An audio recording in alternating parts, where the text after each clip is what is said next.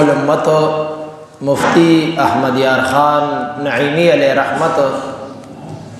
کرامات اڈیر زیاد تھی. خود کرامات نے من جملہ دام دی چکلا مفتی احمد یار خان نعیمی علیہ رحمت دا تفسیر نعیمی دلیکلو سوچ و فکر شروع کو نو دا مفتی احمد یار خان نعیمی علیہ رحمت ځان سره یو سوچ کو چې اول بلاړ شما عمره به وکما او د مدینه منوره د سردار د آقای نامدار جناب محمد رسول الله صلی الله علیه وسلم روزه اطهر ته بلاړ شما او درود و سلام بارس کما او داغه نه بعد به بیا د خپل تفسیر نعیمی شروع وکما. مفتی احمد یار خان نعیمی علیہ رحمت مکی مکرمی تا تشریف یوڑو د عمره د پارا او بیا التنا عازم سفر شو مدینی منوره تا. مدینی منوره تا چی مفتی احمد یار خان نعیمی سے تشریف یوڑو د ماسختن منز ادا کو. د ماسختن د من نفس د رسول الله صلی الله علیه وسلم در انور کی او د شنو جنگلو سرا خواتا درود و سلام د مدینه منوره په جانان باندې عرض کو او ځان سره وای چې زب اوس د محبوب علیہ الصلات والسلام د روزه اطهر سره خواته د عزم کو د نیت کو چې اوس بزو د قران عظیم الشان تفسیر نعیمی شروع کم او د محبوب علیہ الصلات والسلام د شان اقدس متعلق با یو مجموعه دا به تیار کم. شان د نبی علیہ الصلات والسلام باندې بم یو مجموعه یو کتاب ولیکم او ځان سره دا یو اراده وکا. مفتی احمد یار خان نعیمی صاحب وی چې تفسیر نعیمی به ولیکم او د نبی علیہ الصلات والسلام شان باندې بم یو مجموعه یو کتاب ولیکم. نو دغه کتاب د پارا قلم سیاهی اوراق پانی دا ټول سامان با د مدینه منوره په بازار کې واخلم. مفتی احمد یار خان نعیمی سے د نبی علیہ السلام د شان اقدس متعلق چکم کتاب لکھو بازار تلاړو اوراق پانی سیاہی د مدینه منوره په بازار کې اخلي. یو دکاندار تور ورغو او التا د پارکر کپنے یو ډیر خیسته او زبردست پن پروتو. مفتی احمد یار خان نعیمی صاحب چې دغه قلم او پن توکت نو ډیر زیات د مفتی صاحب دغه قلم خوښ او پزړه کې اراده وکا چې یرا د نبی علیہ السلام شان باندې کتاب لیکما پانی اوراق سیاہی قلم دا د مدینه منوره په بازار کې علم دا کم قلم می چې خوښ شو په دې قلم بزد حضور علیہ الصلات والسلام د شان مطابق د رب ذوالجلال فرامین او د حضور علیہ الصلات والسلام شان با په دې قلم باندې لیکم. دکاندار نا دا قلم د قیمت تپوس کوي. هغه قیمت چې دکاندار ورته ویلو نو د مفتی احمد یار خان نعیمی علیہ رحمت په جیب کې هغه قیمت په برابر باندې پیسې نه وي. پیسې وسره کمې وي پیسې وسره نه وي. هغه عمره مفتی احمد یار خان نعیمی قلم دکاندار سره پرې غوستو خپل کمرې ته راغو او چې کله سحر د تهجد ټیم شو مفتی احمد یار خان نعیمی صاحب لاړو مسجد نبوی ته. مفتی احمد یار خان نعیمی صاحب د تهجد او د سحر منځ د پاره مسجد نبوی ته لاړو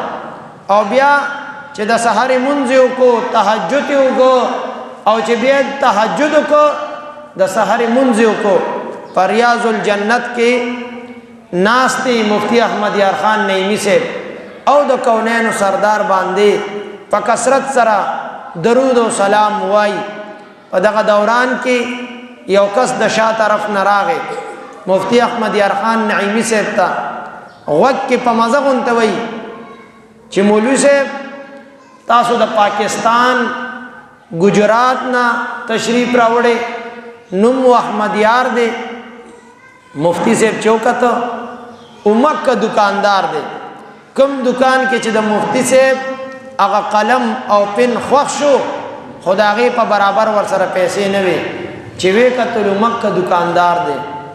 او پن ور سره پلاس کې دی. تپوس ته کوي چې ستا احمد یار نوم دی و یاو زما احمد یار نوم دی. پاکستان گجرات نه تشریف راوړې وی بالکل دلته نه تشریف راوړې. ورته وی تا ته زما د نوم چاو خودو تا ته څه پته ده ته خو د مدینه منورې په بازار کې دکاندار تا ته چوي چې دا د پاکستان. مفتی صاحب ته هغه دکاندار وی چې ما دا پن تاسو لراوړې او زه چاره لګلې ما. مفتی صاحب ورته وی چې دا پن تمال راکې دا قلم نو د دې په برابر خو ما سره پیسې نشته دا خو ما پرون تعالی پرې خو. هغه دکاندار په جړا شو او په جړا شو په جړا جړا کې مفتی احمد یار خان نعیمی صاحب ته وای چې زه د ډېرو کلونو او سالونو داسې د مدینه منورې په دې فضا کې ګرځم را ګرځم. د مدینه منورې فضا خو راته نصیب شوې ده خو زړه کې کله کله ډېر زیات غمگین او غمجن او خفه شم او زړه کې مې راشي چې مدینه منوره کې خو زه ګرځم او فضا د مدینه منورې ده خو کله ما ته دیدار د کونینو د سردار نصیب نشو نو زه کله کله ډېر زیات په دې باندې خپم چې ما مدینه منورې سردار دیدار مې چرته په خوب کې نصیب نشو. دکاندار مفتی احمد یار خان نعیمی علیه رحمت ته وای بیگا چې کله زما د سر سترګې پټې شوې اوده شوما نو زما نصیب او زما قسمت او زما شمع په دربار رسالت کې اگر اوچته شو او بل شو او ما دیدار د کونینو د سردار هغه زما نصیب شو او ما ته حضور مبارک او فرمایل راتوي چې ته لاړ شه مسجد نبوی ته ریاض الجنت کې احمد یار نومي یو کس دی د گجرات پاکستان نه راغلی دی د سحر منځ چې وکي په ریاض الجنت کې په دې صورت او شکل باندې یو صاحب وي ستا په دکان کې دا قلم او پن دا ډېر زیات خوښ دی دا ول زما د طرف نه ورکا. نو ما د حضور علیه الصلاۃ والسلام هغه حکم امر می تعمیل ته رسول استا خواته می دا پن او دا قلم راوړ چې ستا ډېر خوښ دی. مفتی احمد یار خان نعیمی صاحب چې د دې دکاندار دا خبره واورېده نو هغه قلم راواغشتو خپل کو